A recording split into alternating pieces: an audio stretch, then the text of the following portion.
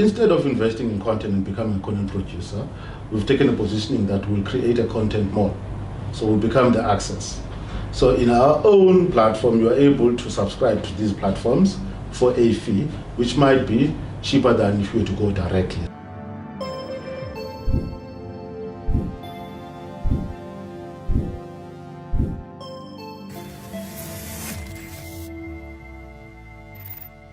Hello and welcome to ITWeb On The Road with me, Lunga.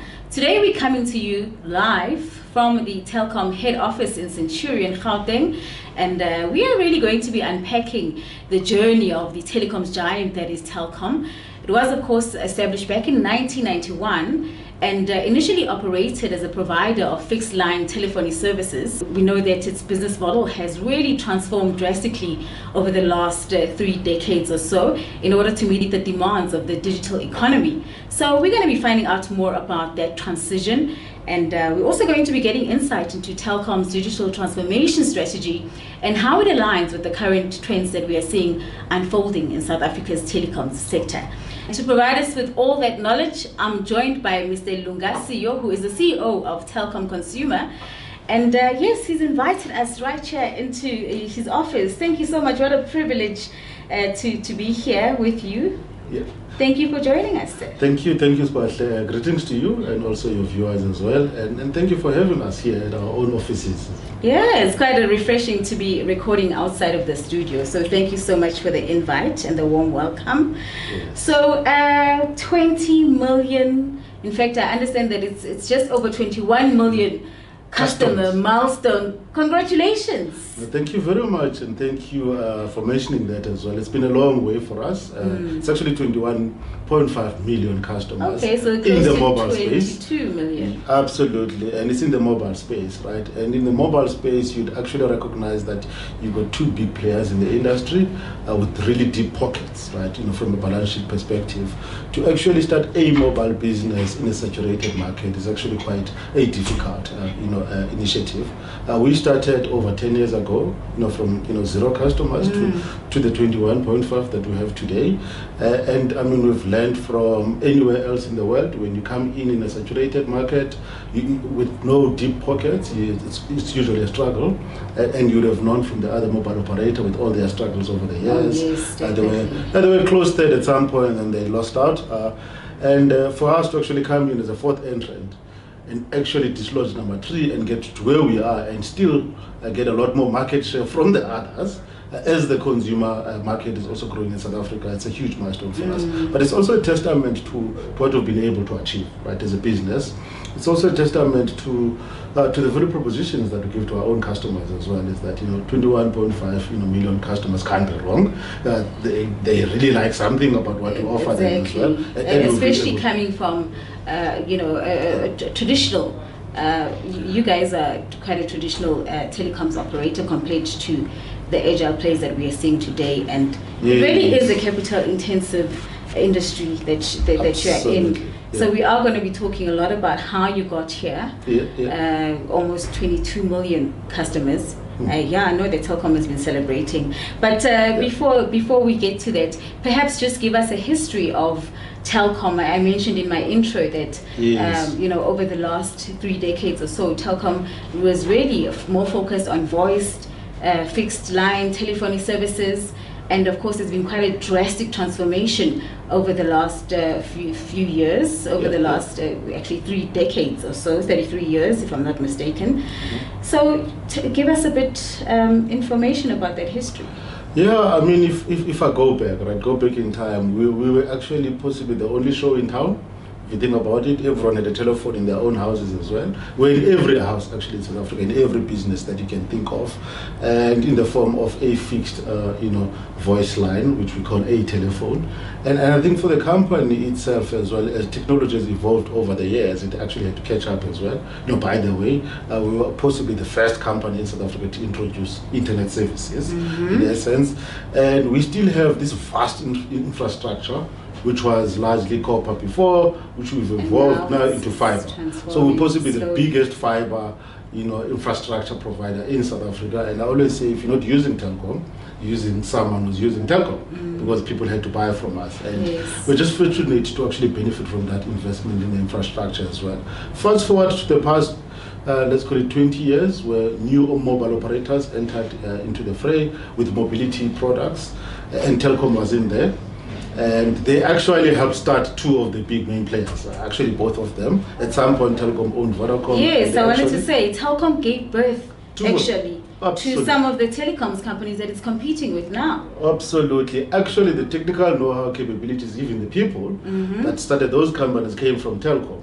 And Telkom owned one of the operators as well. And obviously, when they sold their stake, they had cash, and they actually decided, you know what, there's many opportunities that we can go for. They invested in Nigeria, which didn't go well. Coming back to South Africa, then they decided, you know what, we'll invest in 3 new areas of growth. The first one was mobile, followed by fiber, and then we also bought an IT company called BCX. Yes. That was to actually try and see if we can find new revenue growth areas for Telkom, as we knew that the old legacy business was going to die over time because cell phones were taking over and the technology was evolving in essence. And that's what we did as a business. So if I think about how Telkom looks like today, there is the mobile consumer business, which I run. There is an IT business called BCX, and then there's the infrastructure business called OpenServe that actually provides infrastructure services. Where we are getting the most success is actually the mobile business, hence the 21.5 million customers. And because of our own heritage as well. We've used the infrastructure that we have, which is called fiber, to backhaul all our mobile tower sites so that we can carry a lot more data traffic, because we knew that customers at some point will start using a lot more data than calling each other. And guess what? That's where we're winning, because we've got great customer value propositions in the market, and we know customers love data and they keep buying it from us. Well, I'm so glad that you provided quite a great overview of the structure of Telkom, because it's not one that is easy to understand. All these business units and subsidiaries, and so does the Telkom consumer division feed into the other businesses, the BCXs and the OpenServes, or does it exist as a unit on its own? It's a business unit on its own. It's a retail-facing unit of Telkom, in essence. We sell to consumer customers, we sell to business customers, we also sell to enterprise customers.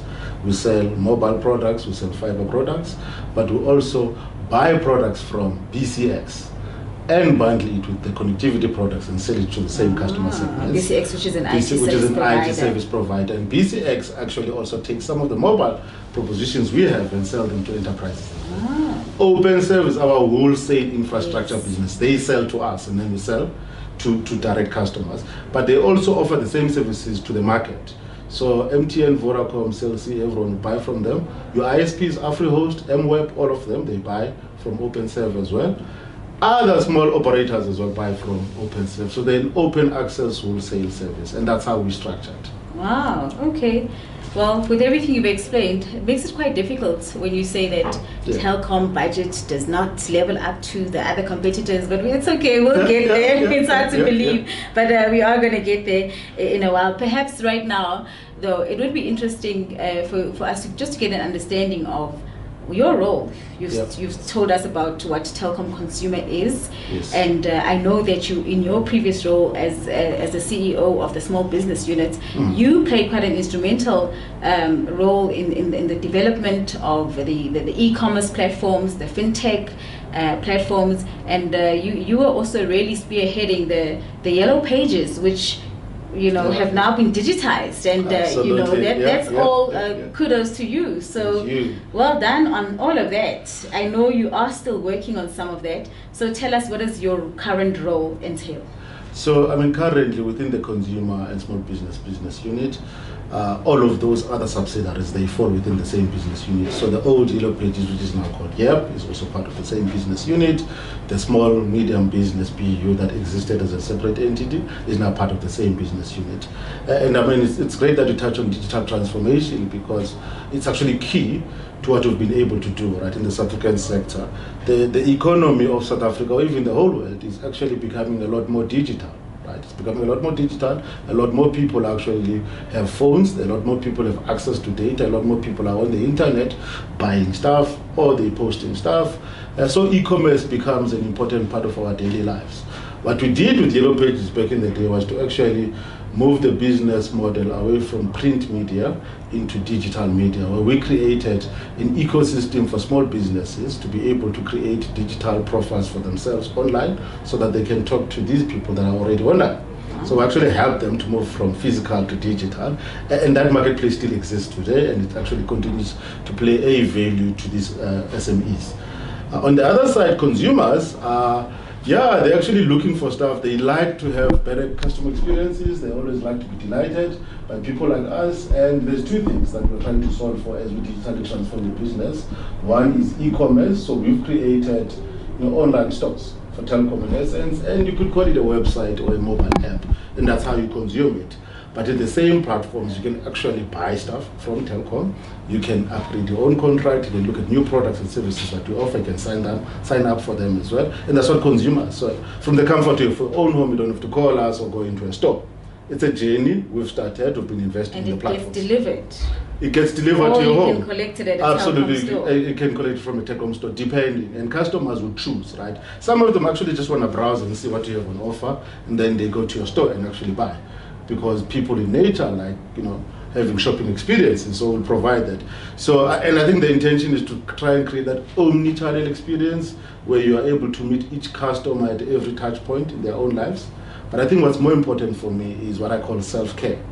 When you have a problem, you want to go into the mobile app, either log your problem or get it resolved via a mobile app, or a WhatsApp channel, or a USSD. Remember the store 123? Yes. People still love that, by the way. USSD. Of course, even with Surprising. smartphones. It's the biggest channel for us, not just for us, almost for everyone. Yes, for every I entity. talked to the other telcos, they say the same thing. A Which is such a USSD. surprise. It is, but I think it's also the ease within which people can actually do stuff within USSD. It's a basic sort of format type of a digital platform. Actually, Quite mobile seamless. apps, quite seamless. A lot of what I call digital experience practitioners are actually trying to figure out what USSD does to customers so that they can simplify their own customer experiences on a mobile app. And we usually call it 3 touch or 3 clicks. Customers want to click 3 times That and is then so something might just true. happen. For a very long time, actually, I used the USSD, and then I forgot my PIN. That's the only reason why I stopped using it. But it was so easy to just go on there and buy airtime. So there's no plan of getting rid of the USSD.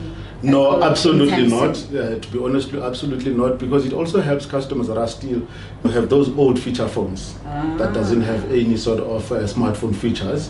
And I think for me, transforming a business to be able to do those things also brings into play people that would not ordinarily be included in this ecosystem of digital and accommodate them. We talk about digital inclusion, right? So USSD does that.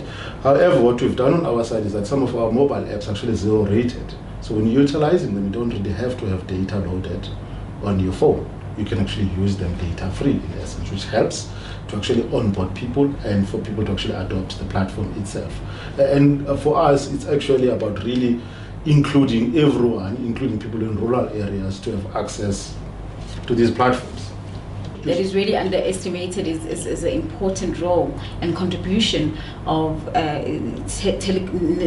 network telecoms operators to South Africa's digital economy. Yes. And just being able to provide these 4IR technologies that we're able to use on a daily basis, both from a business perspective as well as consumer. We don't stop for a moment to think what an important role telecom operators actually do play in society. And absolutely, I mean, to your point, people at some point, right? I think a few years ago we had students that were marching, data must fall, because there was a realization that data prices have to reduce at some point so that people can have access to the internet.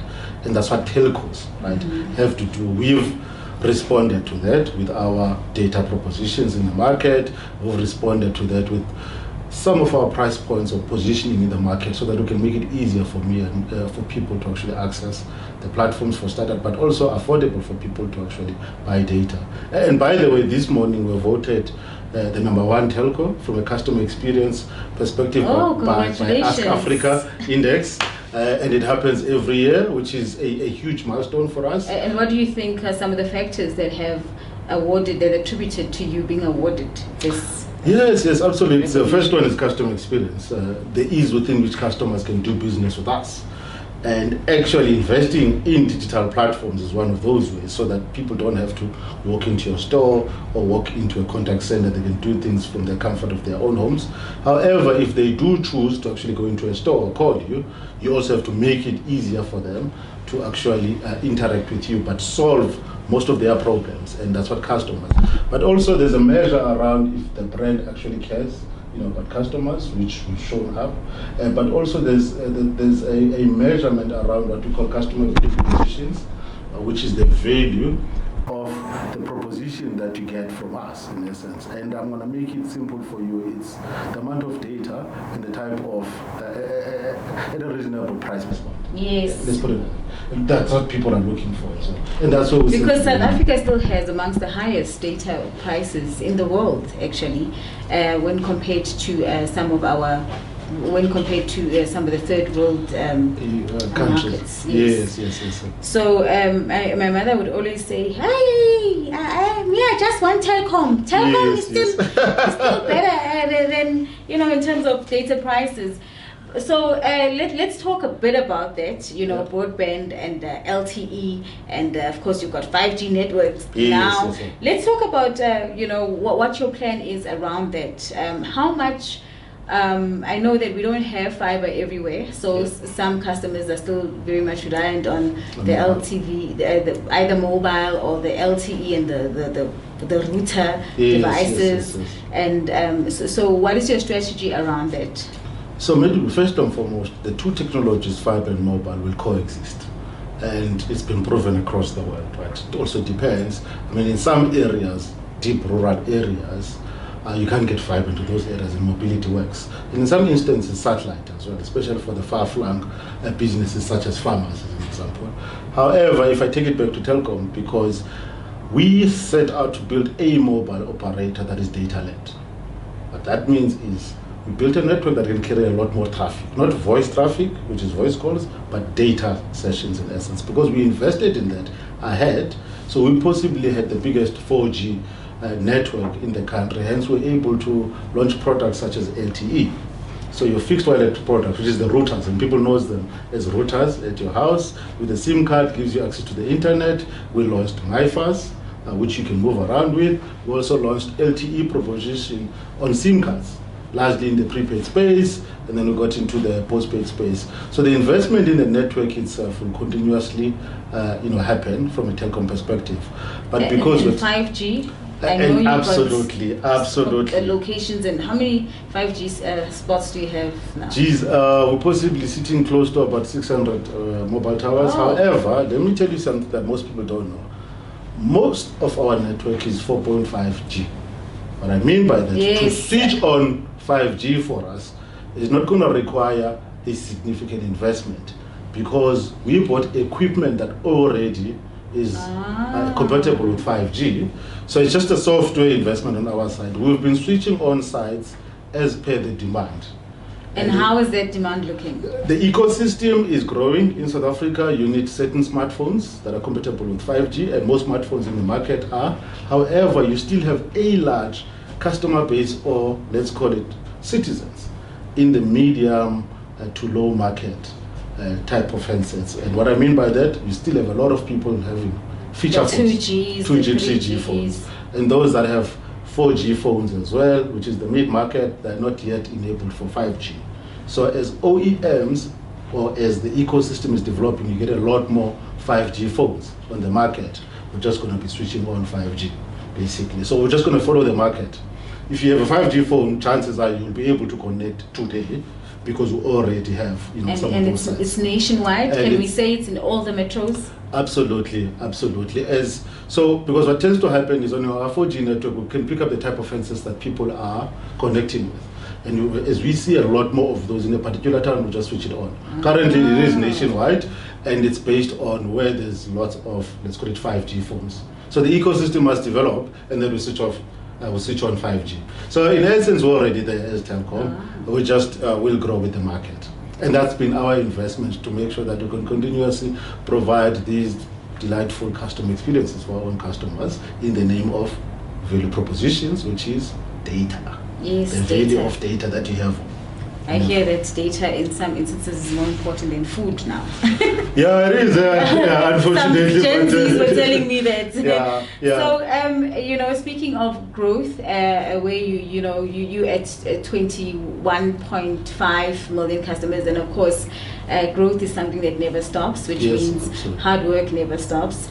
What are we looking at now in terms of your next growth phase as Telkom? What does the strategy look like? Any partnerships in the pipeline? Any targets that you've set for yourself? Yeah, I'd like to share targets, right? But competition is watching as well. You don't want to give away too much. However, I think for me, very importantly, we call it broadband leadership. What do we mean by that? A lot more customers having access to data and the internet. And we'll use both technologies, both mobile and fiber. And in most instances, we'll create something called FMC, which is the convergence of the two technologies. In simple formats, we'll provide you with a fiber line in your home. We'll give you a MiFi device when you leave your yard. And you'll also have a SIM card from Telkom, so that when you're away from your home, you are able to still have access to data. And that's part of our strategy, is to really win in that ecosystem so that everyone uses Telkom. So we'll continuously do that and invest in growing our customers in that space. We'll use what we have, which is fiber and mobile. However, we're cognizant of the fact that people access data to do something, either to talk to someone else, be on social, or to actually watch a streaming, movie, and we call it digital content these days. We invest in that, so we've got partnerships. We've created an SDP platform. We've got Amazon as an OTT player. We also have all the other OTT players that we've onboarded. At some Such point, as Netflix? Netflix. Disney?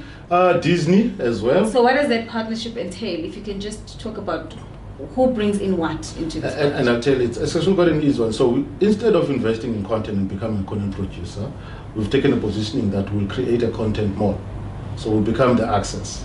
So in our own platform, you are able to subscribe to these platforms for a fee, which might be cheaper than if you were to go directly. So we'll aggregate. We'll aggregate all of these services and then offer to you as a bundle. Wow. Who brings what? They bring their content, we bring our own platform. And because for people to access their content, they need data, we provide the data, and we have what we call rev share models.